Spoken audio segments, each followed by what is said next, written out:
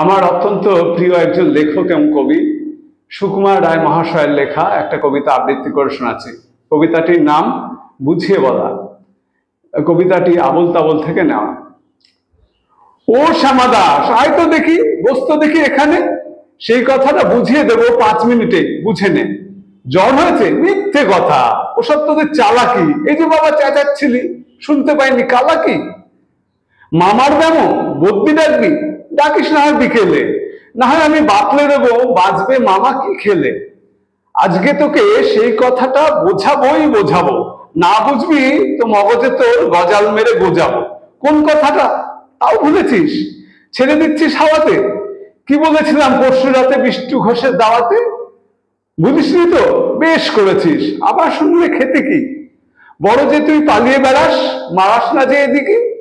বলছি দাঁড়া, ব্যস্ত কেন, বস এখানে নিভৃতে।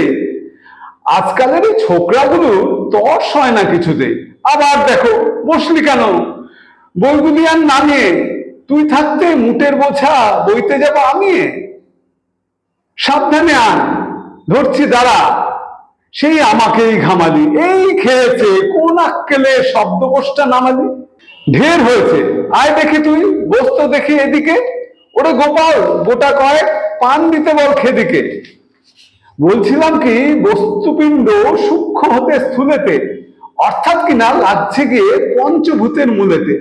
গোড়ায় তবে দেখতে হবে কোত্থেকে আর কি করে রস জমে প্রপঞ্চময় বিশ্বতরুষি করে। অর্থাৎ কিনা এই মনে কর রোদ পড়েছে ঘাসেতে, এই মনে কর চাঁদের ছায়া পড়লো তারই পাশেতে। আবার দেখো, এরই মধ্যে হাই তোলার মানে কি? আকাশ পানে তাকাশ খালি, যাচ্ছে কথা কানে কি? কি বললি তুই? এসব শুধু আবোল তাবোল বকুনি, বুঝতে হলে মগজ লাগে। বলেছিলাম তখনই, মগজ ভরা গোবর তোদের হচ্ছে ঘুটে শুকিয়ে, যায় কি দেওয়া কোনো কথা তার ভিতরে ঢুকিয়ে। ও শ্যামা দাস, উঠলি কেন? কেবল যে যাস পালাতে, না শুনবি তো মিথ্যে সবাই আসিস কেন জ্বালাতে। তত্ত্ব কথা যায় না কানে, যতই মরি চেঁচিয়ে, ইচ্ছে করে ডান পিঠেদের কান মলে দিই পেঁচিয়ে।